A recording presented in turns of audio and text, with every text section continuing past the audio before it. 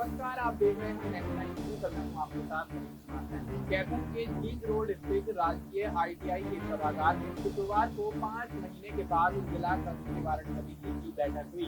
इस बैठक की अध्यक्षता करने के लिए ऊर्जा, परिवहन और श्रम मंत्री अनिल विज पहुंचे थे।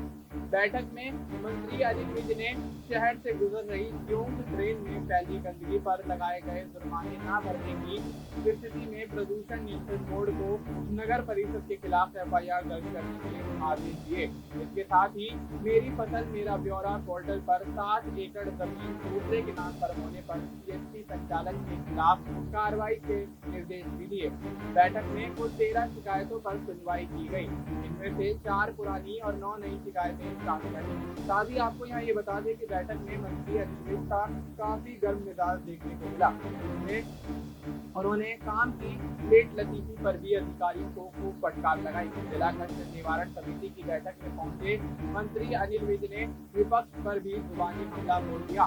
बैठक में पत्रकारों से बातचीत में मंत्री ने कहा कि अब विपक्ष बौखला गया है, इसलिए ही विपक्ष की ओर से अविश्वास प्रस्ताव लाया जा रहा है। कहा कि इस समय विपक्ष की भूमिका में नहीं दिखाई दे रहा है।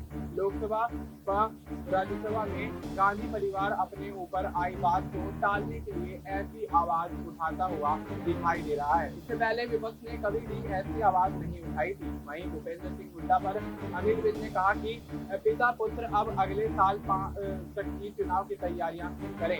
कहा कि बैठक में सभी अधिकारियों को जनता की सभी शिकायतों का निवारण करने के आदेश दिए हैं। उन्होंने कहा कि शिकायत आने के बाद कम से कम कोशिश करें कि आमजन की शिकायतों का समय पर निपटारा हो पाए। बिजली निगम की कार्यप्रणाली पर कहा कि बैठक लेकर निगम के सभी अधिकारियों को निर्देश दिए गए हैं कि जनता को किसी भी प्रकार से बिजली से संबंधित कोई परेशानी न हो। हाई टेंशन तार की समस्या पर अनिल विज ने कहा कि इस समस्या पर लगातार फीडबैक अधिकारियों से लिया जा रहा है। यदि किसी प्रकार से कोई परेशानी आती है तो उस पर आला अधिकारियों से चर्चा की जाए ताकि उसका बीच का रास्ता निकाला जा सके। किसान आंदोलन पर अनिल विज ने कहा कि किसानों से बातचीत को लेकर सुप्रीम कोर्ट की ओर से कमेटी बनाई गई है। इस कमेटी की ओर से भी लगातार किसानों से बातचीत की जाती है, परंतु यह क्या बातचीत होती है, इसे कोर्ट के आदेशों के तहत सार्वजनिक नहीं किया जा सकता है। सीवन निवासी मुकेश की शिकायत थी कि मार्च 2020 में गली निर्माण कार्य सही समय पर न होने के कारण और बीच में बारिश के चलने से उनके मकान की नींव में पानी भर गया था, जिस कारण उसके मकान में दरार आ चुकी है और गिरने की हालत में है। इस पर पंचायती राज के अधिकारियों ने बताया कि ऐसा कोई प्रावधान नहीं है कि इनको मुआवजा दिया जाए।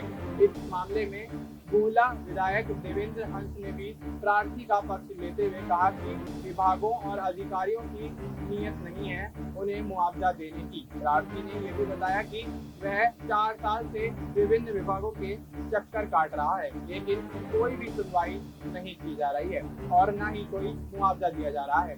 जिस पर अनिल विज ने अधिकारियों को कड़ी फटकार लगाई और मुआवजा देने के लिए आदेश दिया। अनिल विज ने कहा कि गरीब आदमी का मकान पूरी उम्र में एक बार बनता है और वो आप लोगों की ही गलती की वजह से गिरने को तैयार है और कहा कि आप कह रहे हो कि प्रावधान नहीं है। विभाग जांच करके जो भी दोषी है उनसे रिकवरी करके इनको मुआवजा दिया जाए। विज ने कड़े शब्दों में कहा कि दुनिया पानी में ट्रेन चला रही है और आपसे एक छोटी सी गलती ढंग से सुधारी नहीं जा रही है, फिर किस काम की है आपकी डिग्रियां।